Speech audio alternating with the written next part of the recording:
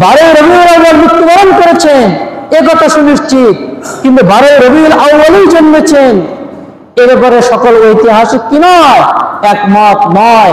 তো যেদিন মৃত্যু নিশ্চিত, জন্মটা নিশ্চিত নয়, সেদিন আনন্দ উদযাপন করা, জশ্নে জুলুস করা, ঢাক ঢোল পিটানো, এটা কোনো আশিক রাসূলের কাজ হতে পারে না, এটা কোনো নবী প্রেমিকের কাজ হতে পারে না।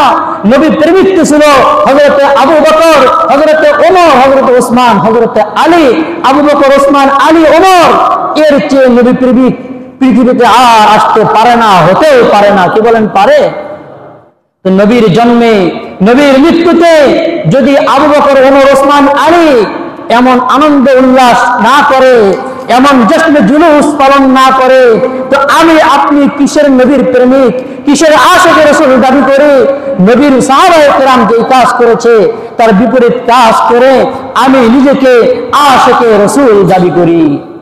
আর যখন নবীজির শান নিয়ে, নবীজির মান নিয়ে টানা হেচড়া করা হয়, নবীজির ইজ্জতের উপরে আঘাত হানা হয়, নবীজির চরিত্র নিয়ে কলঙ্ক লেপন করা হয়, তখন এই জশ্নে জুলুস করনেওয়ালা তথা কথিত আশিক নবীদের কোনো চিন্তা দেখা যায় না, কোনো মাথা ব্যথা দেখা যায় না, কোনো কষ্ট তাদের দিলে আছে বলে মনে হয়।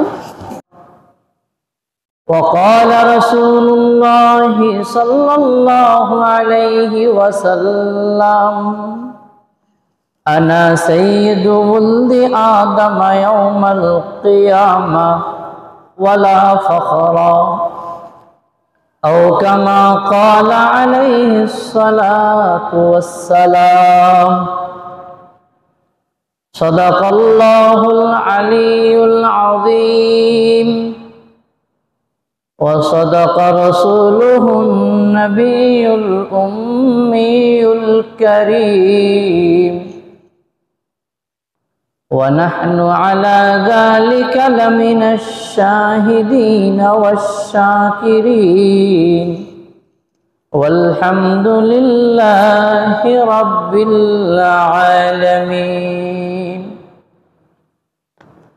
سبحانك لا علم لنا إلا ما علمتنا إنك أنت العليم الحكيم সকলে নবীজির প্রতি মহব্বত নিয়ে দরুদ ইব্রাহিম পড়ি। আল্লাহুম্মা সাল্লি আলা মুহাম্মাদ ওয়া আলা আলি মুহাম্মাদ কামা সাল্লাইতা আলা ইব্রাহিম ওয়া আলা আলি ইব্রাহিম إنك حميد مجيد اللهم بارك على محمد وعلى آل محمد كما باركت على إبراهيم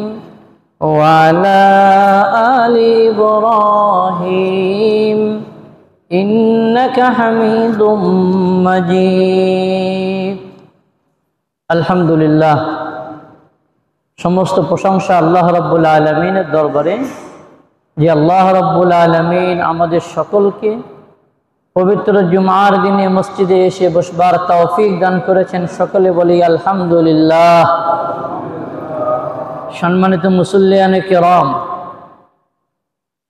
আজ পবিত্র রবিউল আউয়াল মাসের 4 তারিখ।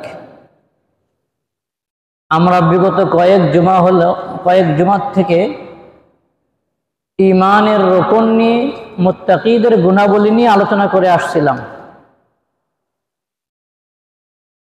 বাকি আলোচনা পরবর্তীতে হবে ইনশাআল্লাহ, যেহেতু রবিউল আউয়াল মাস আমাদের নবীজি সাল্লাল্লাহু আলাইহি ওয়াসাল্লামের ঐতিহাসিক মাস।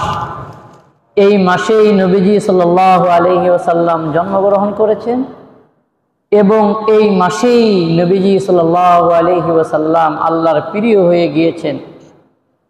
এই মাস একটি ঐতিহাসিক মাস, সিরাতের মাস। এজন্য আমরা সিরাত নিয়ে ধারাবাহিক আলোচনা শুরু করব। ওয়া মা তাওফীকি ইল্লা বিল্লাহ। আজকে আমরা আলোচনা করব নবীজি সাল্লাল্লাহু আলাইহি ওয়াসাল্লামের জন্মের পূর্ব থেকে শুরু করে ইনশাআল্লাহ। আল্লাহ রাসূল সাল্লাল্লাহু আলাইহি ওয়াসাল্লাম বলেন, ক্বালা রাসূলুল্লাহ সাল্লাল্লাহু আলাইহি ওয়াসাল্লাম আনা ইবনুয যাবিহাইন আও কামা ক্বালা আলাইহিস সালাতু ওয়াস সালাম। আল্লাহর নবী হযরতে মুহাম্মদুর রাসূলুল্লাহ সাল্লাল্লাহু আলাইহি ওয়াসাল্লাম বলেন, আমি মুহাম্মদ হলাম দুইজন জবিহের পুত্র। বলি সুবহানাল্লাহ। দুইজন কার পুত্র? জবিহুল্লাহর পুত্র। জবিহ মানে যাকে জবাই করা হয় তাকে বলা হয় জবিহ। আনা ইবনুয যাবিহাইন, আমি দুইজন জবিহের পুত্র। তার মানে আমার পূর্বপুরুষদের মাঝে দুইজন এমন ব্যক্তি আছে যাদেরকে জবাই করতে নেওয়া হয়েছিল, একেবারে জবাইয়ের উপক্রম তারা হয়েছিল। আমার পূর্বপুরুষদের মাঝে এমন কয়জন আছে? দুইজন আছে। একজনের ব্যাপারে তো আমরা জানি যে আমাদের জাতির পিতা, মুসলিম মিল্লাতের পিতা, খলিল খুদা ইব্রাহিম আলা নবিয়িনা আলাইহিস সালাতু ওয়াস সালাম হচ্ছে আমাদের নবীর পূর্বপুরুষ। বলি সুবহানাল্লাহি ওয়া বিহামদিহি। সেই ইব্রাহিম আলা নবিয়িনা আলাইহিস সালাতু ওয়াস সালামের একজন সন্তান ছিল যার নাম ছিল ইসমাইল। ঘটনা আমরা জানি। সেই ইসমাইলকে ইব্রাহিম আলাইহিস সালাতু ওয়াস সালাম জবাই করার সমস্ত প্রস্তুতি সম্পন্ন করছিল না করে নাই? করেছিল। তো রসুলের পূর্বপুরুষদের মধ্যে একজন জবি হলো হযরতে ইসমাইল আলাইহিস সালাতু ওয়াস সালাম। আরেকজন জবি হলো রসুলের পিতা, একেবারে রসুলের পিতা আব্দুল্লাহ, আব্দুল মুত্তালিবের ছোট্ট সন্তান আব্দুল্লাহ। এই আব্দুল্লাহকেও এরকম জবাই করার জন্য প্রস্তুতি গ্রহণ করা হয়েছিল। ঘটনা কি? ঘটনা হলো রসুলের দাদা আব্দুল মুত্তালিব, তিনি ছিলেন বাইতুল্লাহর মুতাওয়াল্লি। বাইতুল্লাহর দেখাশোনা করতেন, দেখভাল করতেন। তো বাইতুল্লাহ পুনর্নির্মাণ করবেন, এই সময় মুত্তালিব, আব্দুল মুত্তালিব জানতে পারলেন, অথবা মক্কার লোকেরা আব্দুল মুত্তালিবের কাছে অনুরোধ করলেন যে এখানে একটি কূপ তো ছিল, যেই কূপের নাম হচ্ছে জমজম কূপ। সেই কূপের চিহ্ন বিলীন হয়ে গেছে, সেই কূপটা বন্ধ হয়ে গেছে। সেই কূপটাকে আবার নতুন করে চালু করা যায় কিনা, নতুন করে খনন করা যায় কিনা, যদি যায় বড়ই ভালো হতো। তো আব্দুল মুত্তালিব বাইতুল্লাহর মুতাওয়াল্লি হিসাবে জমজম খনন করবে মনস্থির করলেন, কিন্তু কোনো চিহ্ন খুঁজে পাচ্ছে না। উনি কোথায় খনন করবে, কোথায় জমজম কূপ আছে?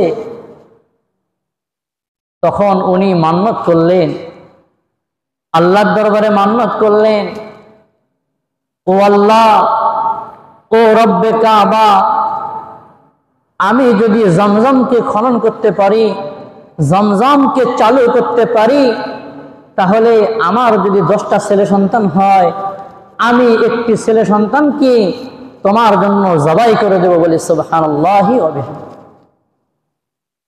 যাই হোক, আব্দুল মুত্তালিব যখন খনন কাজ শুরু করছে, জমজমের সন্ধান পেয়ে গেছে। যখন জমজমের সন্ধান পেয়ে গেল, আর এক পর্যায়ে আব্দুল মুত্তালিবের ঘরে 10 জন পুত্র সন্তানও জন্মগ্রহণ করলো। তখন আব্দুল মুত্তালিবের মনে হলো, আমি তো মান্নত করেছিলাম যে জমজমের যদি সন্ধান পেয়ে যায় আর আমার 10টি পুত্র সন্তান হয়, আমি একজন পুত্র সন্তানকে জবাই করে দেব, এই মান্নত তো আমি করেছিলাম। সন্তান তো 10 জন, কাকে জবাই করবে? রসুলের দাদা আব্দুল মুত্তালিব চিন্তায় পড়ে গেলেন। এক পর্যায়ে উনি লটারি করলেন যে সন্তান তো 10 জন, লটারি করব, যার নাম আসবে তাকে জবাই করব। তো আব্দুল মুত্তালিব লটারি করলেন। লটারিতে নাম আর কারো আসলো না, নাম আসলো রসুলের পিতা আব্দুল্লাহ। নাম কার আসলো? ছোট্ট সন্তান আব্দুল্লাহ। ছোট্ট সন্তানের প্রতি মায়া কি একটু বেশি হয় না কম হয়? একটু কথা বলি, বেশি হয় না কম হয়? বেশি হয়। ছোট্ট সন্তানের মায়ার দিকে তাকিয়ে, ছোট্ট সন্তানকে মহাব্বত করতে গিয়ে অনেক সময় মা বাবা বড় সন্তানকে গালিগালাজও করে কি করে না? করে। কারণ ছোট্ট সন্তানের প্রতি মহাব্বতটা একটু কি হয়? বেশি। রসুলের দাদা আব্দুল মুত্তালিব লটারি করলে, লটারিতে নাম উঠলো আব্দুল্লাহ। তো মান্যত তো করেছিল, কিছু করার নেই, আব্দুল্লাহকে কি করতে হবে? জবাই করতে হবে। আব্দুল্লাহকে জবাই করতে নিয়ে যাবে। আব্দুল মুত্তালিবের মেয়েরা, মক্কার লোকেরা, মক্কার যুবতী মেয়েরা, মক্কার লোকেরা সবাই বাধা দিল, না, আব্দুল্লাহকে আমরা জবাই করতে দেব না, আমরা কোনো ক্রমেই এই আব্দুল্লাহকে জবাই করতে দিতে পারি। মক্কার বণিক কাফেলা তারাও বলল, আব্দুল্লাহর চেহারা দেখে যদি আমরা ব্যবসায় বের হয়ে যাই, সেই ব্যবসায় আমাদের বরকত হয়, আমরা আব্দুল্লাহকে জবাই করতে দেব না, আপনি সিদ্ধান্ত পরিবর্তন করেন, অন্য কোন সন্তানকে আপনি কি করেন? জবাই। আব্দুল মুত্তালিব বলল, আমি তো লটারি করেছি, লটারিতে আব্দুল্লাহর নামই এসেছে, অতএব আব্দুল্লাহকেই জবাই করতে হবে। মক্কার লোকদের পিড়াপিড়ি বাধা, ওনার মেয়েদের বাধার কারণে আব্দুল মুত্তালিব চিন্তায় পড়ে গেলেন, কি করা যায়। তিনি তৎকালীন খ্রিস্টান পণ্ডিত পাদ্রীর শরণাপন্ন হলেন, কি করা যায়। তখন উনি পরামর্শ দিলেন যে একটি কাজ করবার আছে, একটি উপায় আছে, সেটি হলো আপনি আব্দুল্লাহর পরিবর্তে উট জবাই করবেন। কি জবাই করবেন? উট জবাই করবেন। আপনি দুইটা কাগজ নেবেন, একটা কাগজে 10টি উট লিখবেন, আরেকটি কাগজে আব্দুল্লাহর নাম লিখবেন। এক কাগজে কয় উট? 10 উট, আরেক কাগজে আব্দুল্লাহর নাম। এই দুইটা দিয়ে আবার লটারি করবেন, কি ওঠে। এক কাগজে 10 উট, আরেক কাগজে আব্দুল্লাহর নাম দিয়ে লটারি করা হলো, ওই আব্দুল্লাহর নামই ওঠে।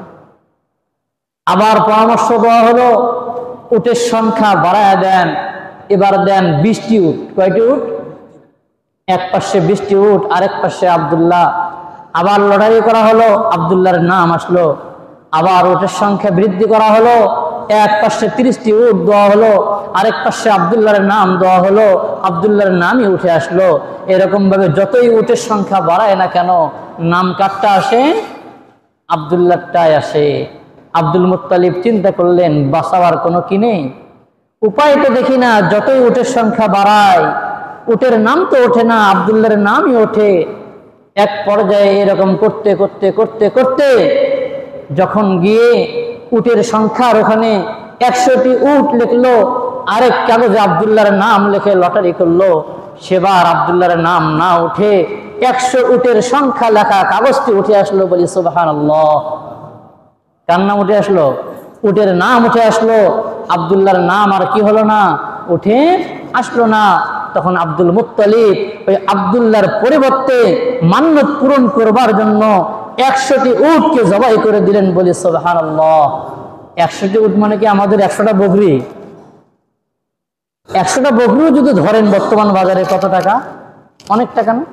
আর উট ছিল সে সময়ের সবচেয়ে দামি জন্তু, দামি প্রাণী। একটা নয়, দুইটা নয়, 100টি উটকে রসুলের পিতার পরিবর্তে মান্যত পূরণ করবার জন্য রসুলের দাদা আব্দুল মুত্তালিব কি করেছেন? জবাই করেছেন। তাই তো আপনার আমার নবী বলেন, আনা ইবনুজ যাবিহাইন, আমি দুইজন যাবিহের পুত্র। আমার পিতা এবং আমার পূর্বপুরুষ হযরত ইসমাঈলকে আল্লাহর জন্য জবাইয়ের প্রস্তুতি সম্পূর্ণ করা হয়েছিল। এরপরে হযরত মুহাম্মদুর রাসূলুল্লাহ সাল্লাল্লাহু আলাইহি ওয়াসাল্লামের পিতা আব্দুল্লাহ বড় হতে লাগলেন, যৌবনে উপনীত হলো, বিবাহের মাসআলা আসলো। রসুলের দাদা আব্দুল মুত্তালিব ওয়াহাব জুহরির মেয়ে আমেনার সঙ্গে কি করে রেখেছেন? বিবাহ ঠিক করে রেখেছেন। আমেনাকে যখন রসুলের পিতা বিবাহ করতে যাবে, প্রতিমধ্যে ওয়ারাকা ইবনে নাওফলের বোন, কোন বর্ণনায় আছে ওনার মেয়ে উম্মে কিতাল, নাম মারিয়াম উম্মে কিতাল, তার সঙ্গে সাক্ষাৎ হয়। সে নবী মুহাম্মদুর রাসূলুল্লাহর পিতা আব্দুল্লাহকে কাছে পাবার জন্য অনেক চেষ্টা করতে থাকে, কিন্তু কোনো কাজ না হয় না। আব্দুল্লাহ পরবর্তীতে ওয়াহাব জুহরির মেয়ে আমেনার সঙ্গে বিবাহ বন্ধনে আবদ্ধ হয়, এবং এরপরে যখন আব্দুল্লাহ মক্কার দিকে ফিরে আসে, বাড়ির দিকে ফিরে আসে, প্রতিমধ্যে ওই উম্মে কিতালের সঙ্গে সাক্ষাৎ হয়। কোন বর্ণনায় আছে উম্মে কিতাল এই মারিয়াম আব্দুল্লাহকে দেখে জ্ঞান হারিয়ে ফেলে, অজ্ঞান হয়ে যায়। আব্দুল্লাহ কারণ জিজ্ঞাসা করে, হুশ ফিরবার পরে কারণ জিজ্ঞাসা করে, আগে আমার প্রতি তোমার একটা খুব আগ্রহ অনুভব করছিলাম, এখন এরকম কোনো আগ্রহ তোমার মধ্যে দেখি না, আবার তুমি অজ্ঞান হয়ে গেলে, এর কারণটা কি তুমি একটু আমাকে বলবে? তখন ওই উম্মে কিতাল বা মারিয়াম বলে, হে আব্দুল্লাহ শোনো,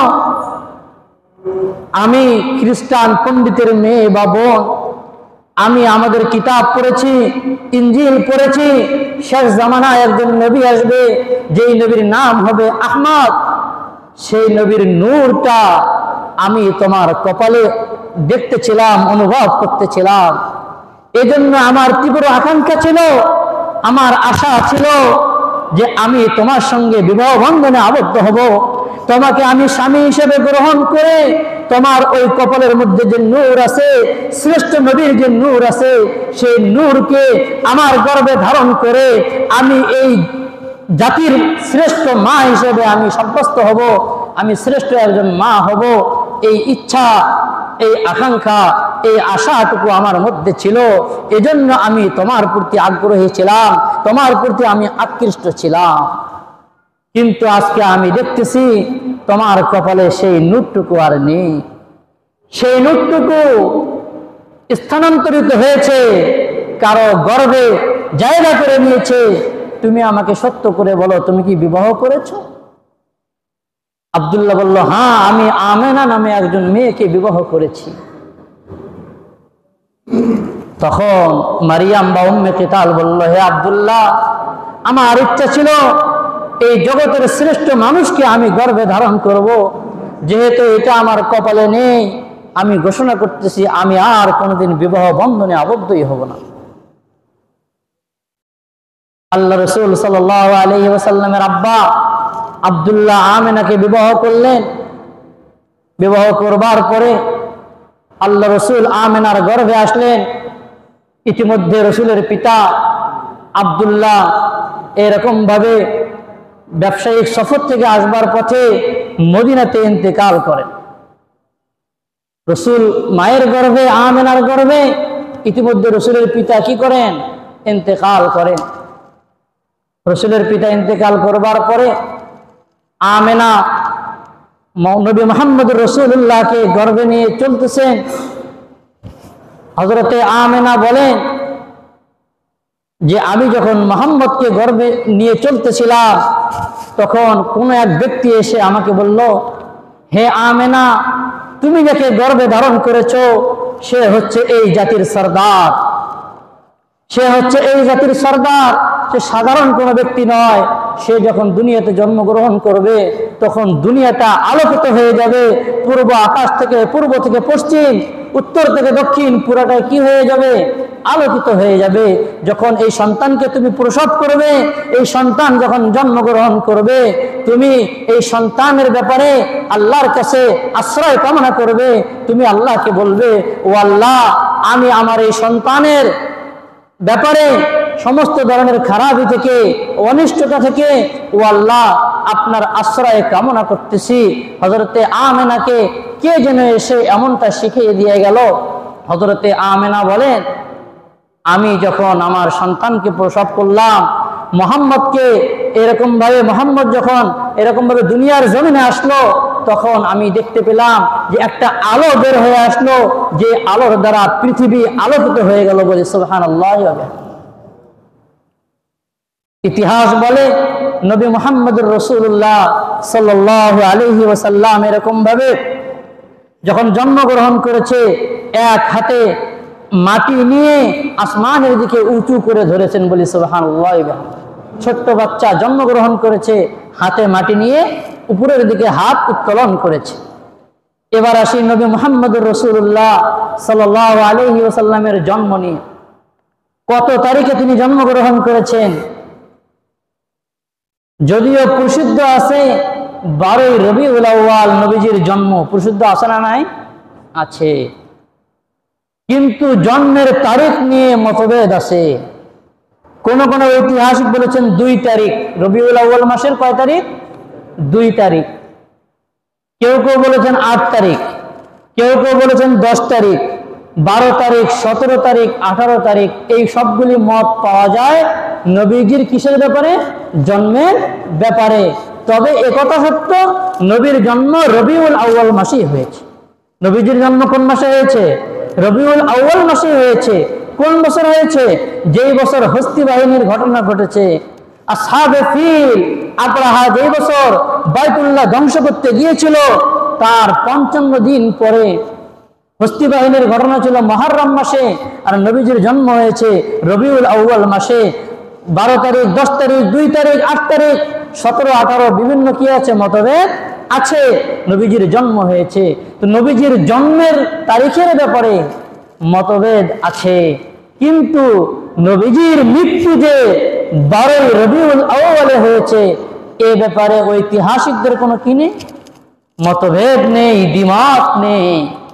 তাহলে এই 12ই রবিউল আউয়ালে নবীজির জন্ম হয়েছে, যেটা সুনিশ্চিত ওই তারিখ নয়, সেদিন আমি আনন্দ উল্লাস করব, আনন্দ উদযাপন করব, এইটা কি আমার জন্য শোভা পাবে?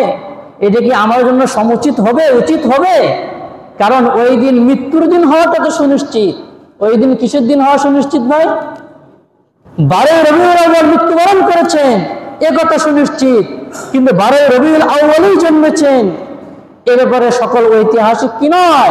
একমত নয়। তো যেদিন মৃত্যু নিশ্চিত, জন্মটা নিশ্চিত নয়, সেদিন আনন্দ উদযাপন করা, জশ্নে জুলুস করা, ঢাক ঢোল পিটানো, এটা কোনো আশিক রাসূলের কাজ হতে পারে না। এটা কোনো নবী প্রেমিকের কাজ হতে পারে না। নবী প্রেমিক ছিল হযরতে আবু বকর, হযরতে ওমর, হযরতে ওসমান, হযরতে আলী। আবু বকর, ওসমান, আলী, ওমর, এর চেয়ে নবী প্রেমিক পৃথিবীতে আর আসতে পারে না, হতেও পারে না। কি বলেন, পারে? তো নবীর জন্মে, নবীর মৃত্যুতে যদি আবু বকর, ওমর, ওসমান, আলী এমন আনন্দ উল্লাস না করে, এমন জশ্নে জুলুস পালন না করে, তো আমি আপনি কিসের নবীর প্রেমিক, কিসের আশিক রাসূল দাবি করি? নবীর সাহাবায়ে কেরাম যেই কাজ করেছে, তার বিপরীত কাজ করে আমি নিজেকে আশিক রাসূল দাবি করি। আর যখন নবীজির শান নিয়ে, নবীজির মান নিয়ে টানা হেচড়া করা হয়, নবীজির ইজ্জতের উপরে আঘাত হানা হয়, নবীজির চরিত্র নিয়ে কলঙ্ক লেপন করা হয়, তখন এই জশ্নে জুলুস করনেওয়ালা তথা কথিত আশিকে নবীদের কোনো চিন্তা দেখা যায় না, কোনো মাথা ব্যথা দেখা যায় না, কোনো কষ্ট তাদের দিলে আছে বলে মনে হয়। এগুলি হচ্ছে কেমন? আমরা আমাদের দেশে ফল দেখি বেদানা। কি বলেন, বেদানার মধ্যে কি দানা নাই নাকি দানা বেশি আছে? দানা বেশি আছে, সেই ফলের নাম হচ্ছে কি? বেদানা। রসে ভরা ফল, সেই ফলের নাম কি? আনারস। তো নাম আর কাজ পুরাই উল্টা। তো আমাদের দেশে যারা তথাকথিত আশিকে নবী দাবি করে জশ্নে জুলুস পালন করে, তারা হচ্ছে ওই আনারসের মতো আর বেদানার মতো। নামের সাথে কাজের কোনো কি নেই, মিল নেই। তো যে কথা বলতেছিলাম, আমাদের নবীজি সাল্লাল্লাহু আলাইহি ওয়াসাল্লাম রবিউল আউয়াল মাসে জন্মগ্রহণ করেছে। এরপরে নবীজি সাল্লাল্লাহু আলাইহি ওয়াসাল্লাম জন্মগ্রহণ করবার পরে সর্বপ্রথম দুধ পান করিয়েছেন নবীজির মাতা আমেনা। এরপরে দুধ পান করিয়েছেন এরকম ভাবে হযরতে সুয়াইবা রাদিয়াল্লাহু তাআলা আনহা। লম্বা ঘটনা, ইনশাআল্লাহ 12 রবিউল আউয়ালে বলবো আল্লাহ যদি তৌফিক দেয়। এরপরে দুধ পান করিয়েছেন হযরতে হালিমাতুস সাদিয়া রাদিয়াল্লাহু তাআলা আনহা। তদানীন্তন সময়ে আরবে নিয়ম ছিল, মক্কায় নিয়ম ছিল, বাচ্চা জন্মগ্রহণ করলে দুধ পান করানোর জন্য গ্রামে পাঠিয়ে দিত। তায়েফ থেকে একদল মহিলা আসলো মক্কায় দুধের বাচ্চা নেওয়ার জন্য। সবাই বাচ্চা পেয়ে গেল। হযরতে হালিমাতুস সাদিয়া রাদিয়াল্লাহু তাআলা আনহা ছিলেন জীর্ণশীর্ণ কোন সম্ভ্রান্ত ফ্যামিলির লোক।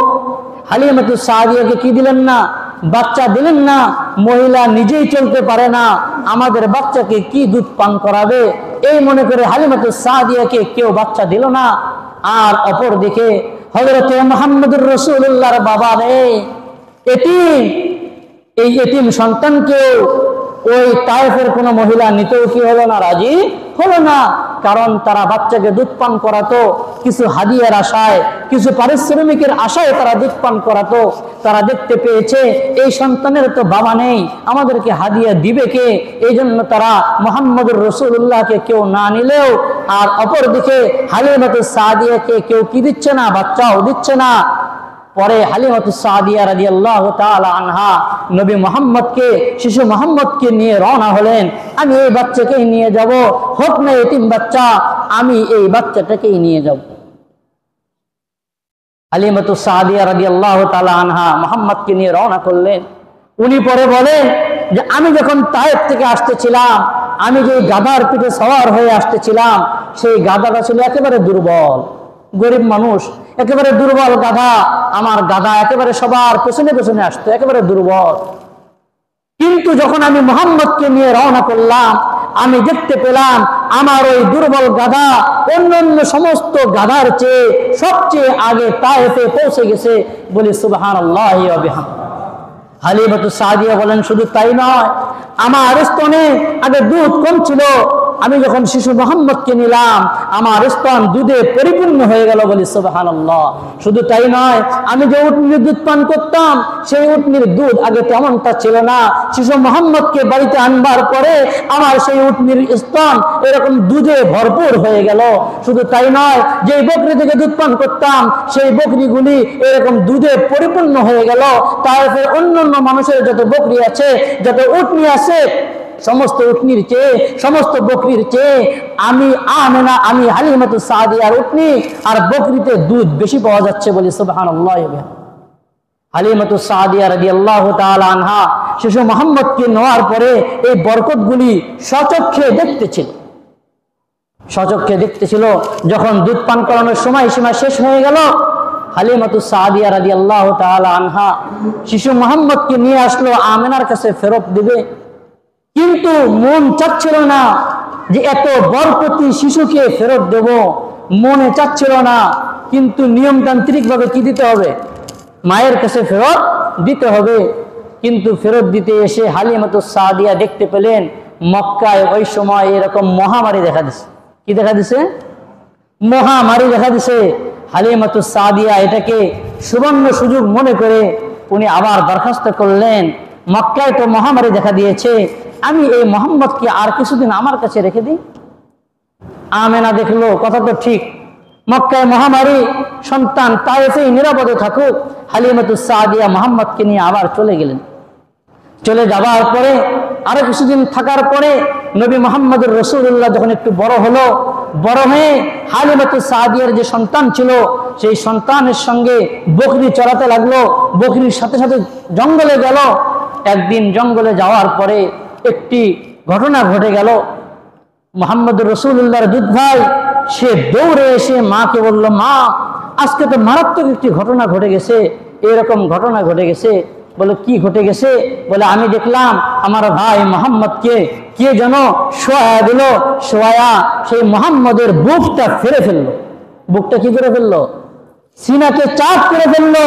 বুক থেকে ফেরে ফেলে কি যেন বের করলো, আবার কি যেন ঢুকায়া দিল। এরপরে বুকটাকে আবার কি করে দিল?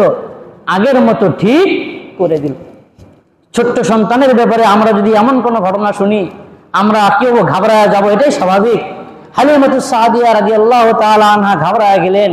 একে তো অন্যের সন্তান, দ্বিতীয়ত টাইম ওভার হয়েছে, নিজের কাছে রেখে দিয়েছি, যদি কোনো দুর্ঘটনা ঘটে যায় আমি কি জবাব দেব।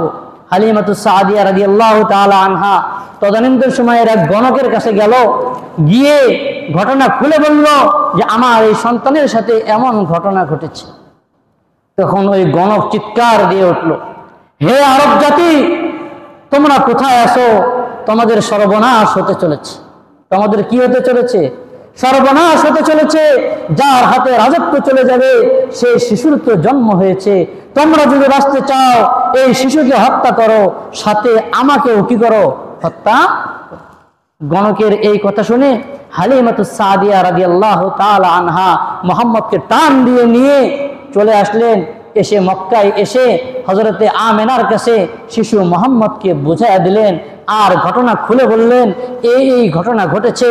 তখন আমেনা বলল, হালিমা তুমি নিশ্চিত থাকো, আমার এই সন্তানের কেউ কি করতে পারবে না, ক্ষতি করতে পারবে না। সুবহানাল্লাহ। এরপরে রসুলের আম্মা জান ইন্তেকাল করলেন। আমি একটু সময় চেয়ে নিচ্ছি, আমি একটু আলোচনা পর্ব আকারে নিয়ে এসেছি, যদি আজকে রেখে দিই আগামী জুমায় এলোমেলো হয়ে যাবে 2-3 মিনিট। তো হালিমাতুস সাদিয়া যখন দিয়ে গেলেন, হযরতে আমেনা কিছুদিন পরে ইন্তেকাল করলেন। এরপরে রসুলের দেখাশোনার দায়িত্ব নিল রসুলের দাদা আব্দুল মুত্তালিব। এর 2 বছর পরে আব্দুল মুত্তালিবেরও কি হয়ে গেল? ইন্তেকাল হয়ে গেল। এরপরে দায়িত্ব আসলো রসুলের চাচা আবু তালেবের নিকটে। আবু তালেব খুব যত্ন করে, খুব মায়া দিয়ে, খুব আদর করে শিশু মুহাম্মদকে দেখাশোনা করতেছেন। কোথাও রেখে যান না, যেখানে যান নিজের সাথে নিয়ে যান।